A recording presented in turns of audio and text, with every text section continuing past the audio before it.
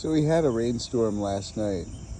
These days it doesn't seem to rain, it seems to monsoon every time, which takes a toll on my driveway.